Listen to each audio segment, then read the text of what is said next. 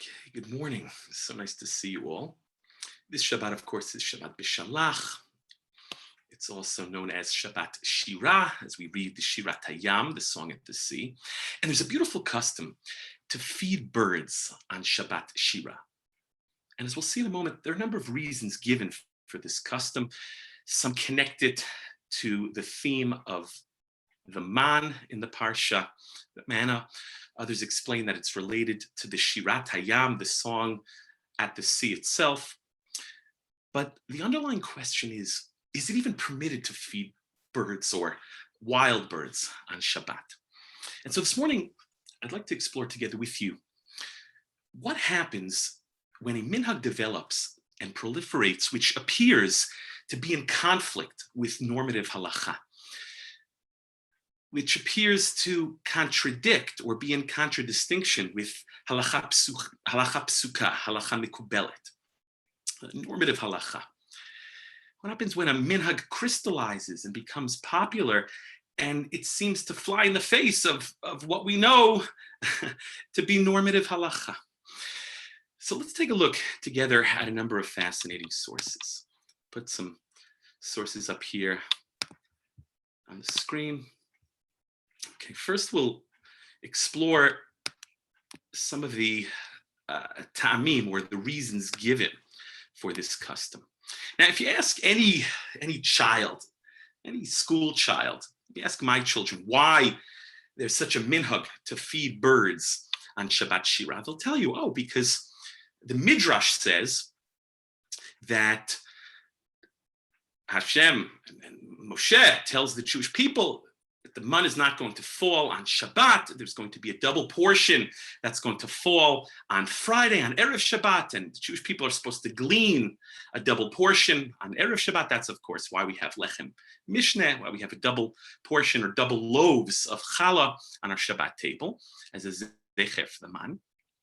So any child will tell you, the Torah says there's not going to be any man that's going to fall on Shabbat, but there were these two bad guys, Datan and Aviram, these villains that over and over again are making trouble for the Jewish people, making trouble for Moshe Rabbeinu, and they want to try and prove Moshe wrong, and they want to try and prove the Torah wrong. And what do? They, of course, on Shabbos morning, wake up before everyone else, and they take some of their leftover man, and they scatter it around all over the midbar, and then they go back to the encampment, and they tell the nation, look, Moshe was wrong. Moshe was lying to us. Here, man has fallen on Shabbos morning. And then, according to this midrash, by the time the Jewish people get out of their beds and go and look, the birds have come and eaten up all of the man and foiled the plans of Datan and Aviram. And so, in order to reward the birds, we spread out on Shabbos Shirah, on Shabbat Shirah. We want to reward the birds, so we give them some food. Give them some food for foiling the plans of Datan and Aviram and proving Moshe true and the Torah true. Okay, so that is a famous midrash. There's only one problem. It actually does not appear in the midrash.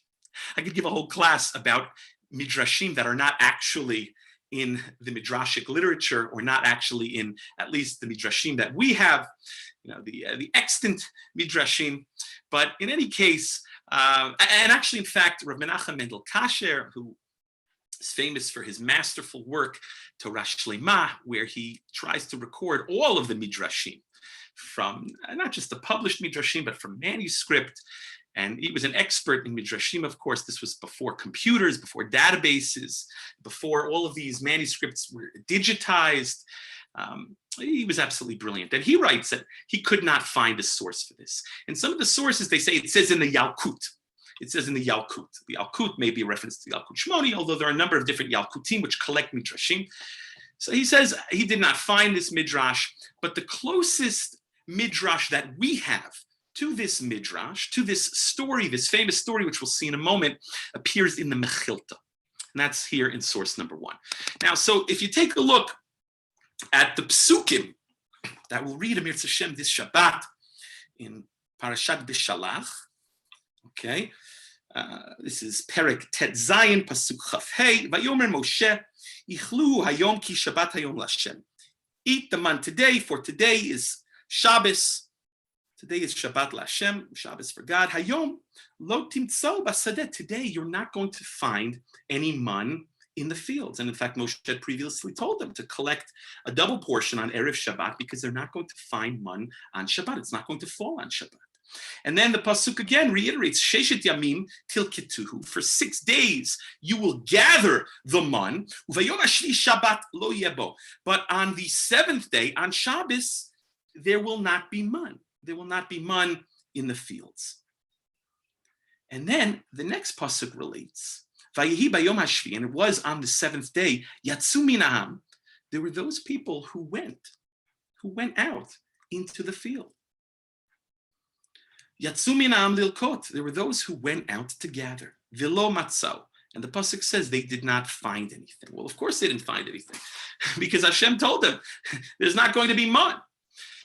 So the midrash there, Vilo Matzau, they didn't find. The midrash in the Mechilta says, Elu mechusarei or mechusarei amanashe b'Yisrael. This pasuk that speaks of those who went out into the fields to look and did not find, it's a reference to the chosarei amunah, those of little faith, those who lacked faith, those who didn't trust that they will be provided for on Erev Shabbat, that they'll have enough on Erev Shabbat to sustain them for Shabbat as well. Okay, so that is the closest midrash that we have to this famous story of Datan and Aviram. However, this story of Datan and Aviram appears in a number of places.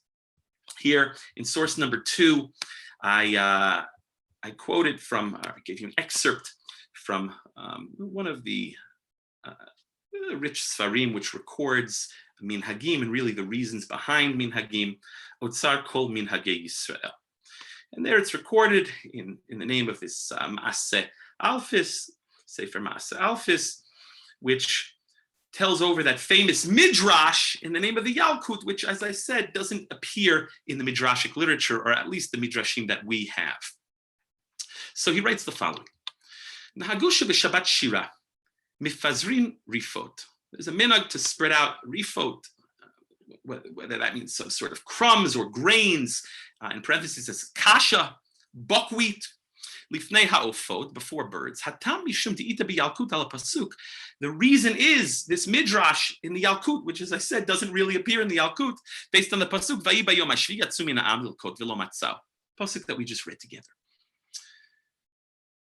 Ukasha, it's difficulty. Dehaya lo lichtov v'lo haya.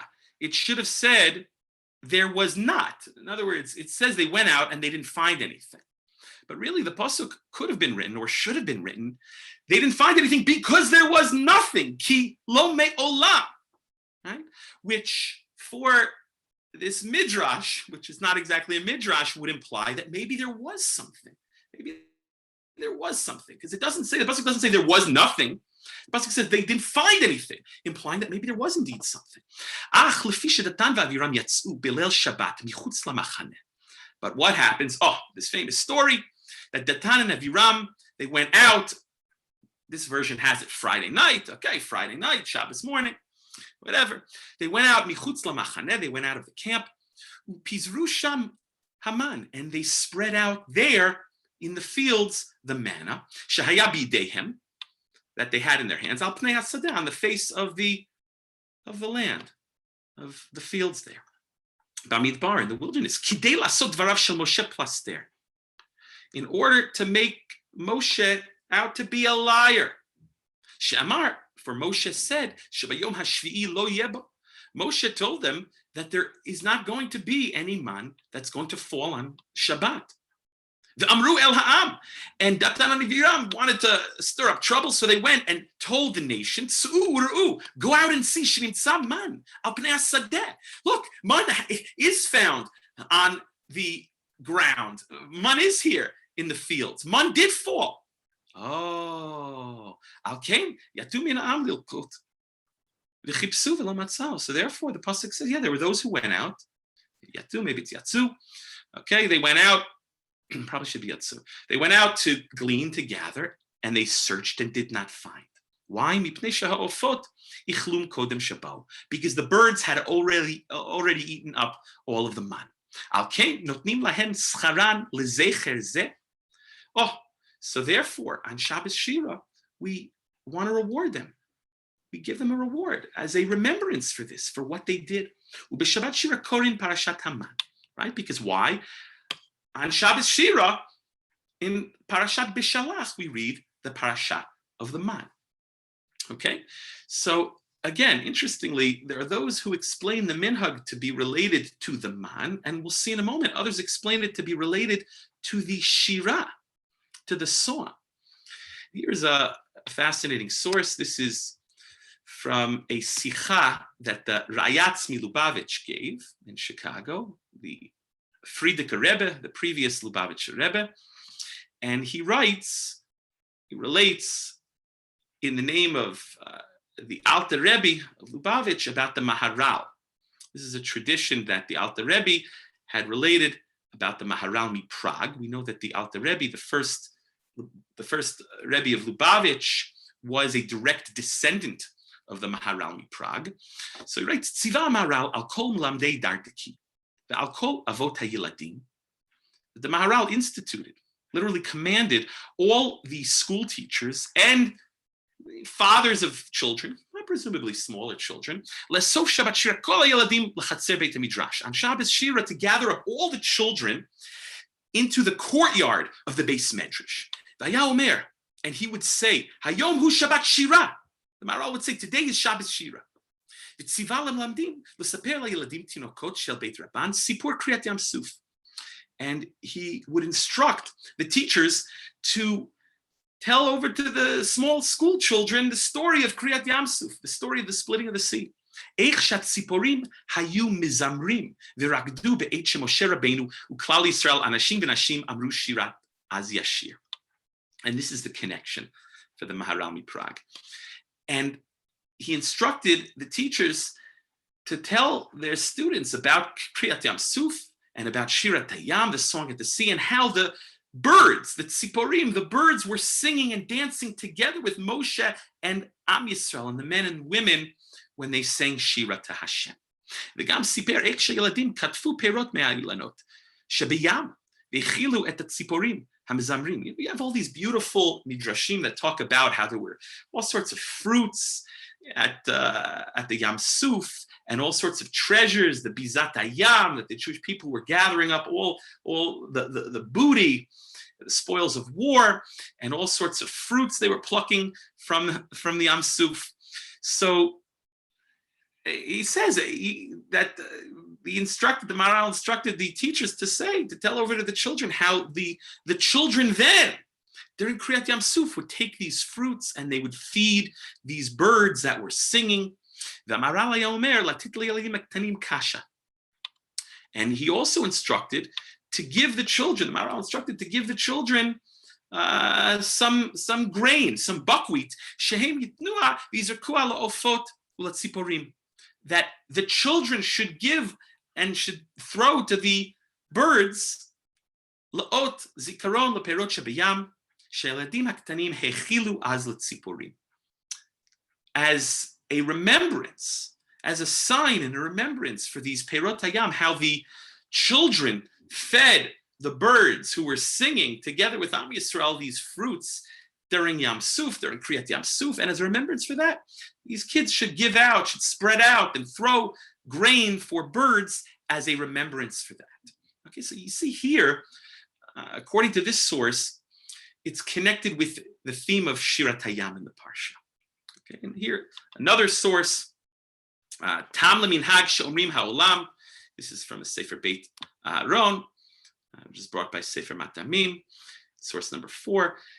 The reason behind the custom, She'omrim Ha'olam She'b'Shabbat Shirah Mefazrim Lifnei Ha'ofot Kasha.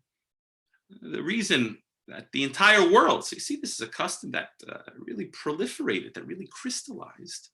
The reason that on Shabbat Shirah they would spread out and feed birds, this buckwheat or grain, Kihim Dikru Baalei Shir. For birds are called Baalei Shir, masters of song. There's nothing that sings like birds. Birds are singing constantly. Why? Because they exhibit mastery, they rule over the air. And what he's going to explain is that there's a connection between air and song. Okay? Vehazemer ba min ha'avir. Song comes from the wind, song comes from the sky, song comes from the avir. What does that mean? What does that mean? That birds fly in the sky, in the wind, and somehow they are masters over song because the root of song is also in the air, in the avir. And then he says, "V'kein or v'chein klei zemer eino menagen ela min avir." Musical instruments. How do musical instruments make their music? It says musical instruments only are able to produce song because of air. Now, simply, okay, maybe it's a reference to woodwinds, right? Or brass instruments which use air, reed instruments, for instance. But it's not just woodwinds or brass or reed instruments that use air or use breath to make their music, but really, if you think about it, any music or any sound travels through the air, right? Even a piano or even a guitar, it produces a vibration. Sound ultimately is a vibration which travels through the air. So what he wants to say is that there's this connection between birds and song. There's this intimate connection. They are considered balei shir. Why? Because they are sholet on the avir. They are the masters over the air. And music and song is all about air. Okay. And someone who's got big lungs, he knows how to make music. Whether that means, we're talking about someone who plays the trumpet or something and needs to produce a lot of air in order to be able to blow on his trumpet, or maybe even a singer, right? A lot of great opera singers, the greatest opera singers, they're all, gesunta, healthy, big individuals who have big lungs, as they say, okay?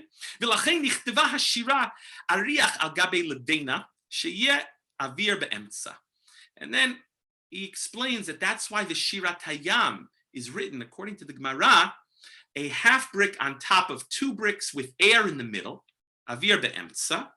It's an expression that you find in the Gemara and Megillah, and Daf Tet Zayin, for instance, that the Shirat Hayam, where all of the Shirot are Ariach al Gabe Levena, Levena al Gabe Ariach.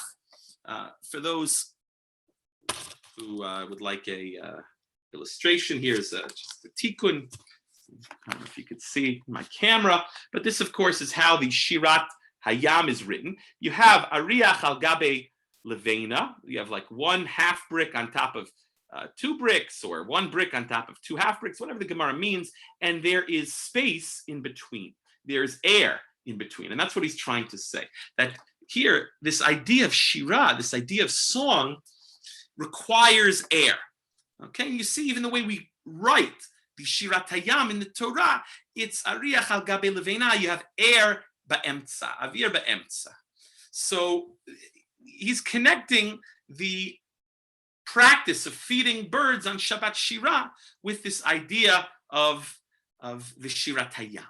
And others explain that the whole world is reciting Shirah. All of the creations constantly are reciting Shirah to Hashem. And Dafka and Shabbat Shirah, the birds, here in source number 6, the Sefer HaToda'ah of Rabbi Eliyahu Kitov brings a number of reasons why there's this minhag to feed birds on Shabbat Shirah. Okay, and he says, Shehein notlot schar Shirah, Shehein omrot laKodesh Baruch Hu, b'tziftzufan kol yom. That on Shabbat Shirah Dafka we are rewarding the birds who chirp and sing their praises to God every single day. Right? There's this idea that the entire world is singing Hashem's praises. Even every blade of grass is speaking Hashem's praises. And each day the birds chirp and they make their music and praise Hashem. And so on that day, on Shabbat Shirah, that's a time to recognize that. Ubeshasha anu omdim biparashat Shirah shelanu. And at the time when we stand and we read our Parshat Shirah, we read our song at the sea, that is a time to recognize the song that the birds produce every single day for Hashem. Right? Anu niskarim b'shiratan shel hatziporim. We invoke, we recall the song of the birds. So the birds are singing and praising Hashem every single day, along with the rest of creation. And when do we recognize them? And when do we give them a little treat? On Shabbat Shirah, when we are singing Hashem's praises, when we are reading the Shirat Hayam, the song at the sea. Beautiful, beautiful minhagim. There are other reasons that are given. The Chasam Sofer, for example, this is brought in a number of sources. It's found in Tamei Minhagim and other places that, according to the Chasam Sofer, it's not on your source sheets, but just as the Tzinsenet Haman, that little vial which contains some of the manna, right? We placed a little bit of the mun for safekeeping, for perpetuity inside the Aron Habrit, inside the Ark of the Covenant. That was one of the things that was kept in the Aron Habrit as a constant reminder of how Hashem provided for Am Yisrael in the Midbar in order to strengthen our faith. Right? So the Chasam Sofer explains similarly today, without the Aron, so we place food out for birds on Shabbat Shirah, also to reinforce our emunah. Just as Hashem provided for us in the Midbar, man, which did not require any effort, right? It was lechem min hashamayim, it fell from the sky. It was the clearest source that our sustenance comes from Hashem. And it didn't require much effort on our part. So too, explains the Chasam Sofer, the Chasam Sofer, whatever you want to call him, that on Shabbat Shirah, we feed the birds. Also, we give them food which doesn't require any effort. They don't have to look around. They don't have to find seeds, worms, whatever. Right? So just as Hashem provided for us with little effort, and we had a constant reminder of that in the Aron Habrit. So on Shabbat Shirah, when we read about the man, which is all about emunah, man is related to the word emunah. It comes from the word emunah, of course. It's a lesson in faith. So we also feed the birds and give them something which does not require any effort on their part. So there are a lot of beautiful reasons for this beautiful minhag. There's only one problem. This minhag seems to be in conflict with normative halacha. Take a look at the Mishnah here, in source number 7. This is a Mishnah from the 24th chapter of Masechet Shabbat, okay, where the Chachamim, the sages, prohibited us with feeding wild animals because of the labor that is required. That, according to Rashi, at least, the tircha yetera. The Chachamim didn't want us running around, spending our entire Shabbos feeding wild animals. Now, of course, as we'll see in a moment, if the animal belongs to you, you have an obligation to feed it. In fact, Chazal say you have to feed your animal before you feed yourself. Right? We see that that Rivka, of course, right? She offers the men water, then the camels, but then she feeds the camels, she feeds animals, and then feeds the men. That's the raya for Chazal. You have to feed your animal before you feed yourself. But Chazal didn't want us expending tremendous effort feeding animals. It's one thing to throw some food in front of your own animals. It's another thing to go and, try to feed all sorts of wild animals. So the Mishnah here, in source number 7, says the following: Ein ofsin et hagamal velo dorsin. You can't fatten a camel or force feed it on Shabbat. Okay, ofsin would be trying to overfeed it. Dorsin would be literally trying to stuff food in its mouth. And the explanation is that maybe an individual is interested in fattening up his camel in preparation for a long journey. Camels can store food, camels can store water, okay? But the Mishnah continues, aval malitim. You're allowed to place food in its mouth. That's the normal way of feeding an animal. You can, again, pick up some food and put it in the animal's mouth or put it in front of the animal, have the animal feed from your hand. Ve'ein mamrim et ha'agalim, aval malitin. And similarly, you can't force feed a calf on Shabbat, okay? But you can, again, mehal kitin. You can place it in front of the animal. Different explanations what hamra'ah is versus halkita, but or malitin, rather, excuse me. Umehal kitin la tarnigoli. But you can feed chickens. Okay, you can feed chickens. Minotnim mayim lamursan, and you can put water. You can add water to feed to a mixture of alogovlin, but you can't knead it, because that's a prohibition of lisha, of lush, which is one of the 39 prohibited categories of work on Shabbat, one of the lametet malachot.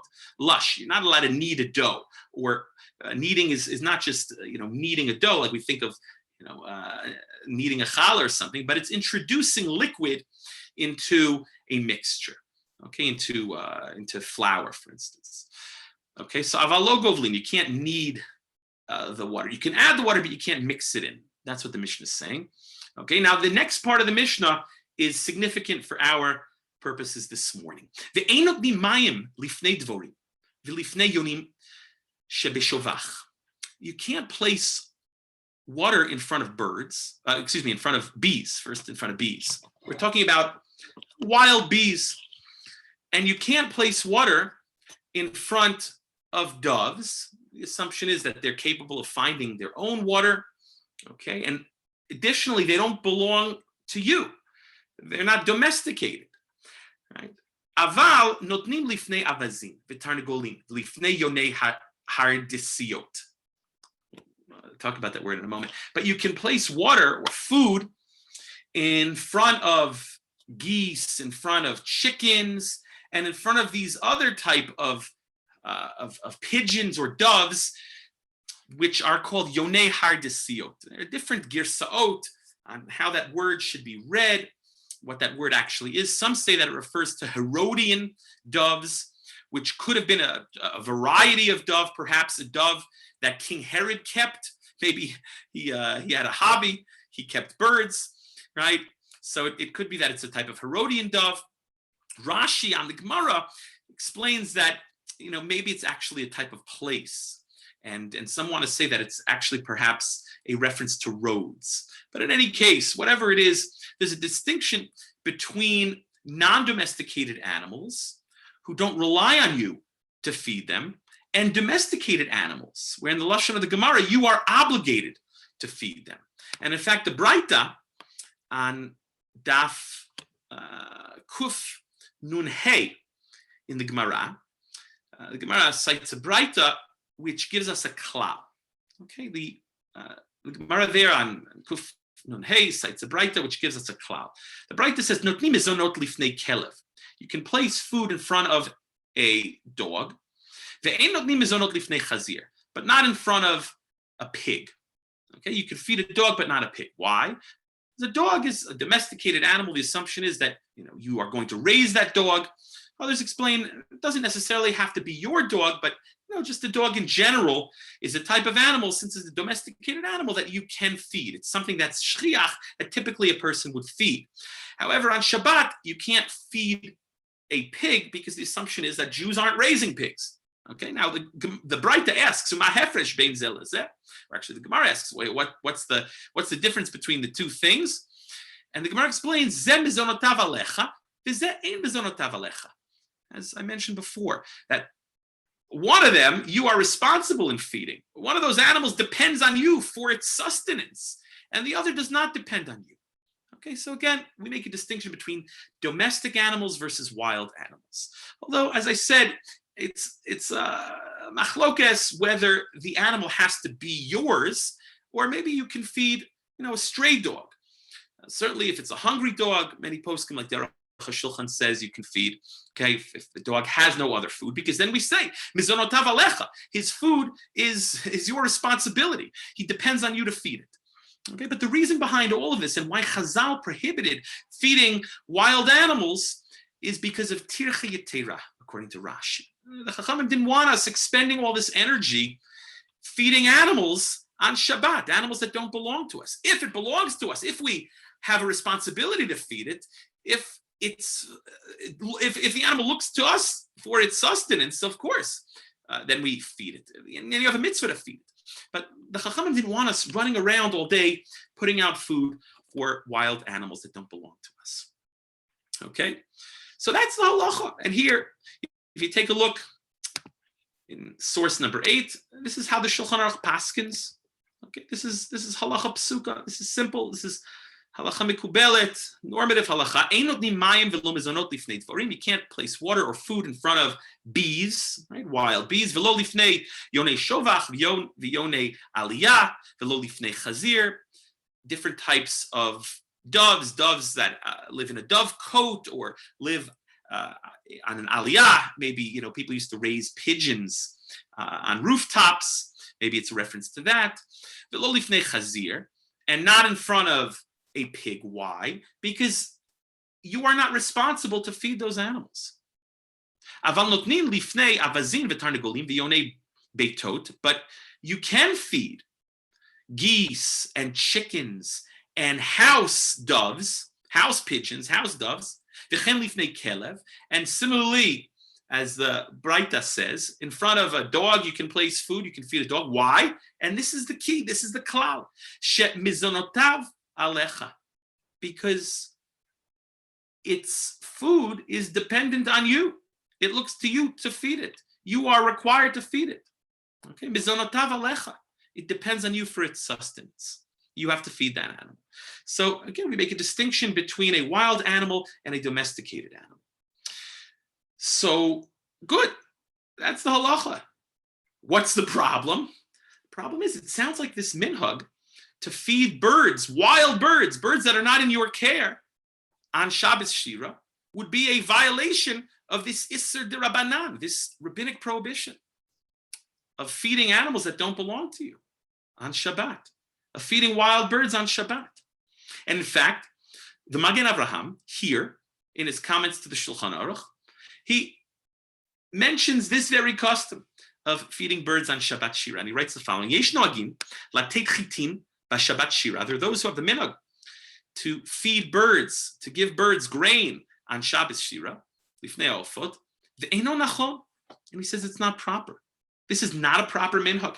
Shaharei ein mizonatan alecha, because their food is not your responsibility. These are wild birds. Okay, and the Mishnah Berurah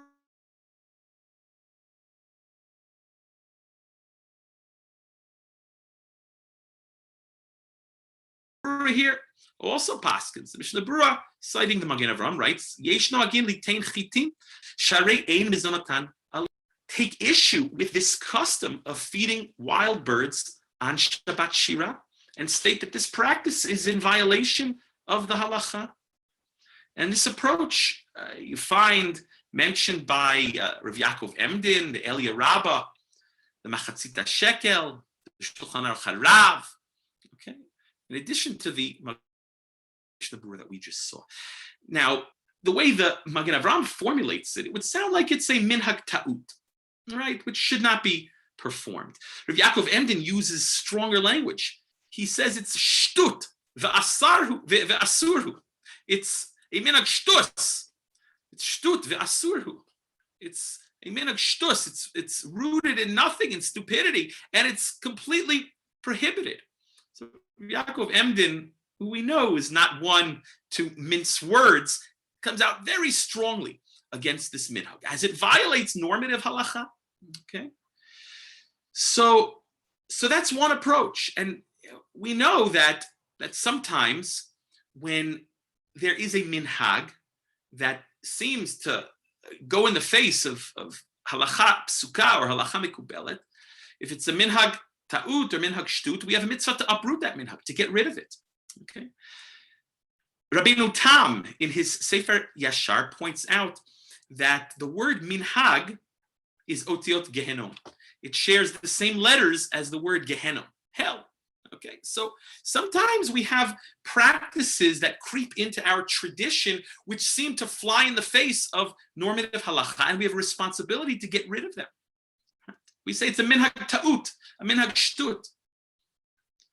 But there's also another approach. There's an approach that says, no, we can't be so flippant with minhagei Yisrael.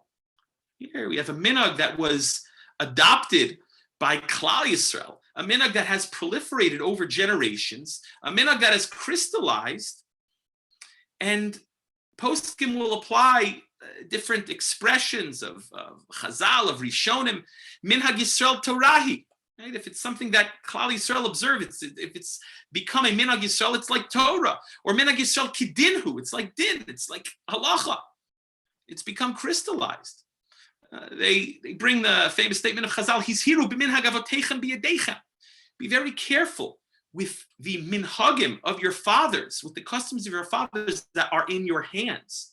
Okay, and sometimes they invoke the lashon of the Yerushalmi, which requires more elaboration, but it's beyond the scope of our shir this morning. That minhag mevatel halacha. Sometimes we find that minhag, what is done in practice, would seem to override halacha. Again, that requires a little more Perush Rashi and exposition and explanation, but that's beyond the scope of the shir this morning. But we treat minhagim with tremendous deference. We don't flippantly dismiss them. So this other approach that tries to defend minhagim, even minhagim where poskim point out that are potentially problematic. And we'll see in a moment some sources that will defend this minhag of feeding birds on Shabbat Shirah.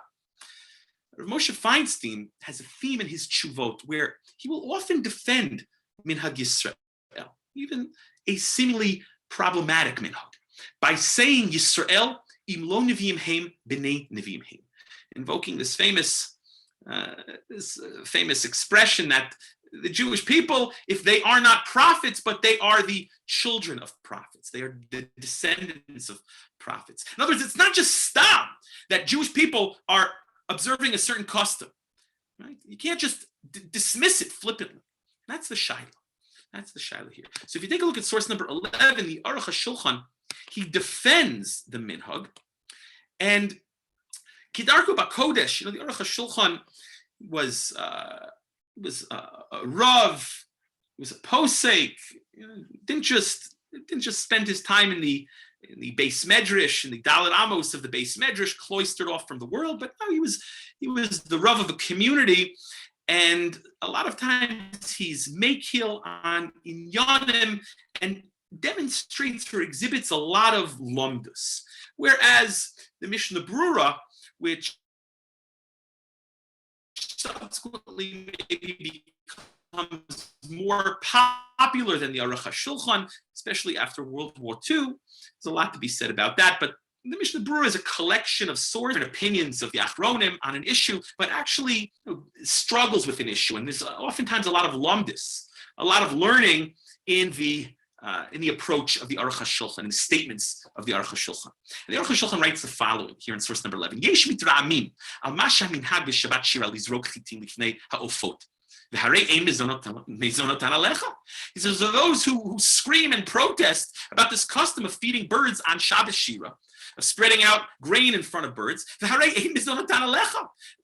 you are not responsible for their food, and therefore the Chachamim prohibited you from feeding them.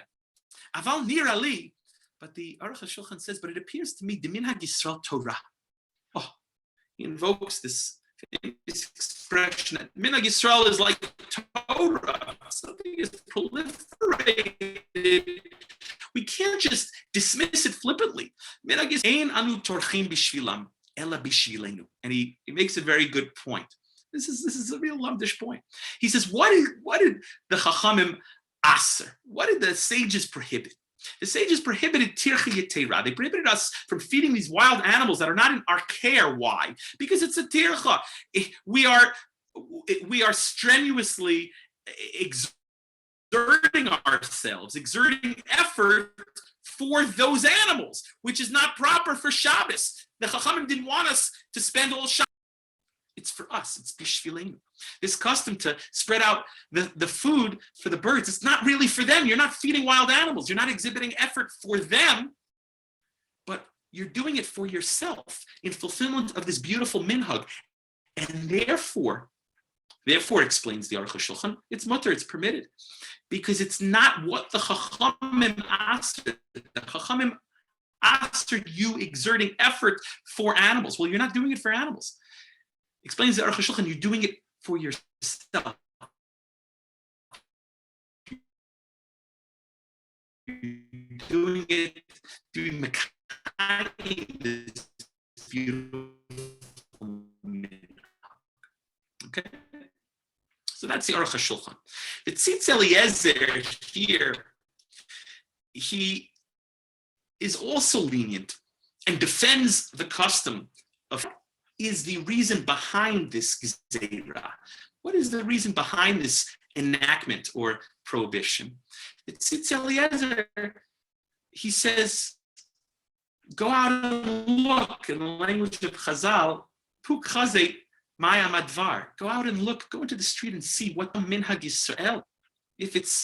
We can't just flippantly dismiss it. We can't just say it's usher, because that would be Motzi Laz ala Kadmonim, which is a theme that you find in many poskim. That you're casting aspersions on previous generations of Yereim Ushleimim, of holy Jews. Right? And so the Tzitz Eliezer says the following. He writes, Kachu min hagan shel Yisrael. This is minhag Yisrael. This is a Jewish custom that has been universally accepted. V'zichroni minhag ze miyaldutai. Zichroni minhag ze miyaldutai. I remember this minhag from my youth. V'nagu kacha bevatim shel talmidei chachamim. And great Torah scholars followed this custom. They followed this practice. They observed this practice. They fed birds on Shabbos, on Shabbat Shirah. Yereim ushleimim, right? Holy Yidden, complete in their faith, fearful of God. Be'ein putzapo mifapek, and they had no problem with it, no lumdus, right? Without any issue. And there is no place to go and to protest this and to scream about it. Uminhagan shel Yisrael Torahi. The custom of Israel is like Torah. It's likened to Torah. If this is a minhag that has proliferated, that's universally observed. Now, the Tzitz Eliezer, a fascinating individual. He was nifter in 2006. Great posek here, a real Yerushalmi. He was the posek for many years in Shaarei Tzedek Hospital. We've mentioned him before in these shiurim many times. He wrote thousands and thousands of tshuvot. So the Tzitz Eliezer was born in Yerushalayim in 1915. So he's a real Yerushalmi. He belonged to the old Yeshuv, right? He saw in Yerushalayim the Prushim, the Talmidei Hagra. He grew up with Yereim Ushleimim, Talmidei Chachamim, and what he says here in this tshuva is he saw holy Yidden that belonged to the old Yeshuv, perhaps Talmidei Hagra, Prushim, real Yerushalmim, observe this custom without any concern whatsoever. People that were certainly familiar with the Mishnah in the 24th perek of Masechet Shabbat. People that were certainly familiar with the Gemara in Shabbat and Daf Kuf Nun Hey, and the Shulchan Aruch here, and the Mogen Avram that we saw. Okay. So there are two different approaches. And this you find with many minhagim, many examples where you have a minhag that proliferates and is observed either universally by all of Klal Yisrael or by significant portions of Klal Yisrael, by certain communities where lichora at first glance, the minhag seems to be somewhat problematic, and there are poskim that are machmir, and there are those who say, oh, it's minhag ta'ut, minhag shtut, and dismiss it. And then you find another approach which says, no, we have to have tremendous deference and reverence for our minhagim. Im lo neviim heim b'nei neviim heim. If the children of Israel are not prophets, but they are the descendants of prophets. Minhag Yisrael Torahi, minhag Yisrael Kidinhu. He's hiru minhag avoteichem biyadechem. Minhag mevata halacha. And you find that there will be poskim that will defend such a practice. Okay. Now, very simply, there are ways to observe this minhag, without necessarily violating this isur de Rabbanan. Another concern that's raised by some of the poskim is that maybe grain is muksa on Shabbat. If you're a farmer and you're feeding, your animals that belong to you that are in your care on Shabbat, so your grain is obviously not muksa. But for you and I, if we have grain in the closet that's inedible on Shabbat, we're not allowed to handle that on Shabbat. There's an isur tiltul. You can't do anything with grain on Shabbat. So maybe there's an issue of muksa in addition. So the Shmirat Shabbat Kilchita, he here in source number 13 presents another possible option with how to get around all of these concerns which we've seen so far this morning. He says, "Lefi zeh lo yafa ela shemefazrin gardirei chitin o shayarei pashtida l'tzipurim b'Shabbat Shirah." He says, based on what we've mentioned, whether it's muktzah or whether it's the prohibition of feeding wild animals on Shabbat, he says it's not appropriate. Lo yafeh. It's not a good practice to feed birds on Shabbos, but he gives you a suggestion of what's permissible. He says you really shouldn't feed them grain, or you shouldn't even feed them, crumbs from your table. But he says, "Ach mutar lina'er mapa min haperurim she'aleha b'makom sheish bo eruv." Okay, he gives you a good kunz. In modern Hebrew, we might call it a patent. It gives you a patent in which you can both fulfill this custom of feeding birds on Shabbat Shirah, right? But also do it in a way that's, that is in adherence with halacha psuka, halacha mikubelet, with accepted normative practice. He says you can take your tablecloth and shake it out, shake the crumbs, the challah crumbs after benching on your tablecloth, shake it out in a place where there's an eruv. And he says, "Hagam shetzipurim tochlena otam," and the birds will be able to eat your crumbs. So in other words, you can have your cake and eat it too, or your birds can have their cake and eat it too. You can fulfill this minhag in a way that's halachically acceptable.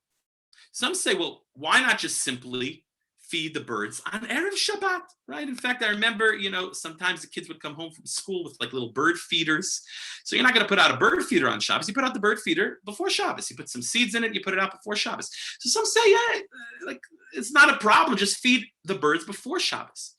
However, the sources that we began with all describe feeding birds dafka on Shabbos itself.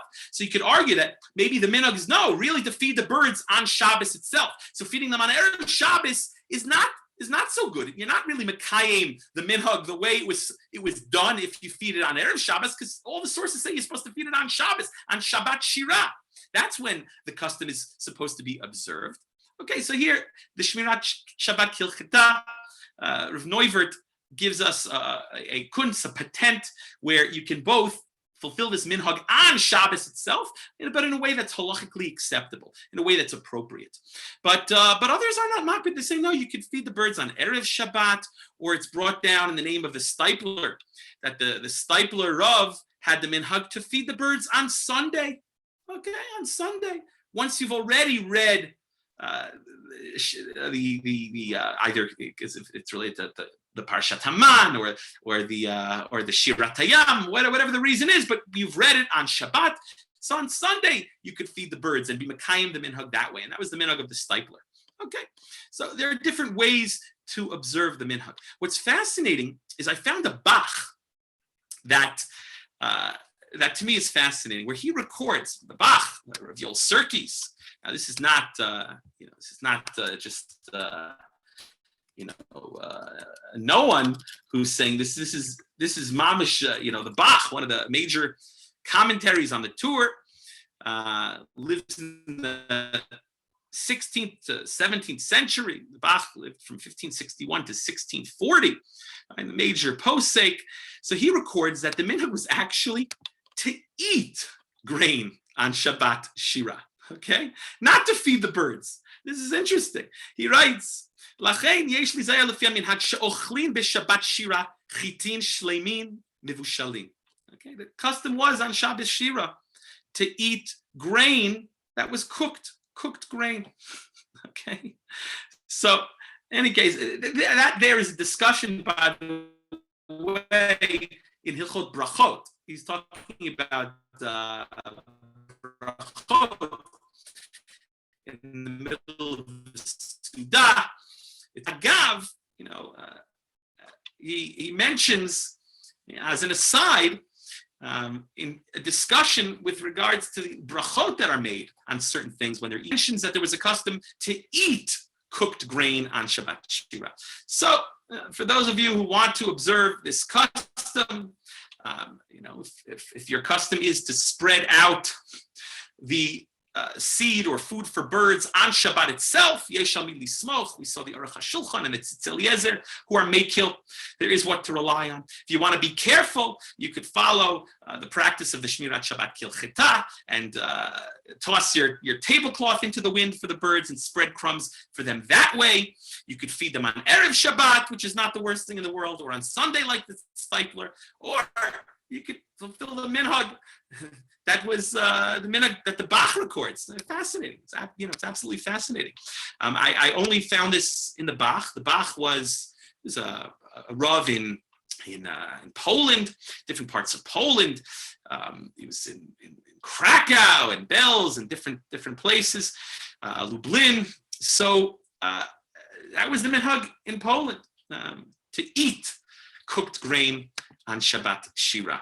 Okay, so whatever your minhag is, yesh al mi lismoch, there is who to rely on. But this is really a fascinating example, a fascinating case study of what happens when you have a minhag that proliferates and crystallizes, that seems to fly in the face of normative halacha, that seems to be in conflict with halacha psuka, halacha mikubelet. On the one hand, you have those who dismiss it and say, it's a minhag ta'ud, minhag shtut, you got to get rid of it. And on the other hand, you have poskim that consider it and are deliberate and say, no, we can't just flippantly dismiss a minhag. We have to treat it with tremendous deference and reverence. Minhag Yisrael Torahi, minhag Yisrael Kedinhu, Hishiru b'minhag avotechem b'yadechem. Okay, and you see how they defend such a practice. Absolutely fascinating. Okay. Any questions, comments?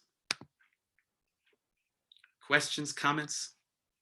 Here, I'll put everyone, you're all now unmuted. Unless you've muted yourselves. Any questions, comments? Thank you, Rabbi Neidel. It's fascinating to share because always had these questions over the years and you answered them. Okay, I guess I've answered all the questions. Wow. Okay, great. So if there are no other questions, I will wish you all a great week. Okay, be well. We'll see you next week. I have a comment if you can hear me. Yes, please. I would like to propose that the people, the poskim that try to defend the minhag, were defending a minhag in their own communities. Today, there are so many different minhagim with different groups. I don't know if you can apply it across the board, because otherwise, obviously, there are contradictions. Some people allow it. Some people think it's against the halacha. So I think it's a matter of a communal or a community decision. Look, it's a very good point, and I agree with you. All I'll say is that on the each issue has to be judged individually based on its merits. Each case has to be explored. This case here is not the same as other cases. For instance, here you have poskim that defend the practice, but when I was a rabbi, for instance, in the United States, I had to tell our members of our shul many times that came to Tashlich on Rosh Hashanah afternoon with their family, with their kids, with bags of bread, that is inappropriate. We don't feed birds on Rosh Hashanah. The Mishnah that we saw, we don't feed birds or fish or animals that don't belong to us on Shabbat or Yom Tov.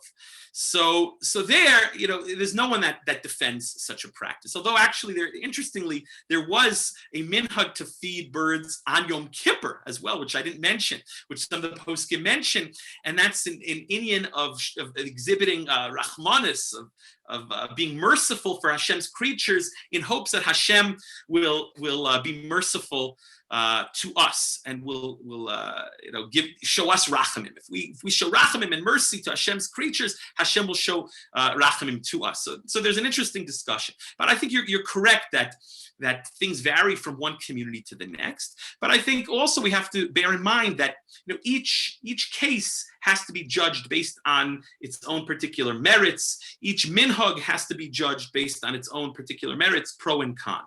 Okay. Right. Have a great week. And today, when so many different communities live, side by side, I think we have to be tolerant of the different minhagim, and in the sense that one should not, out of hand,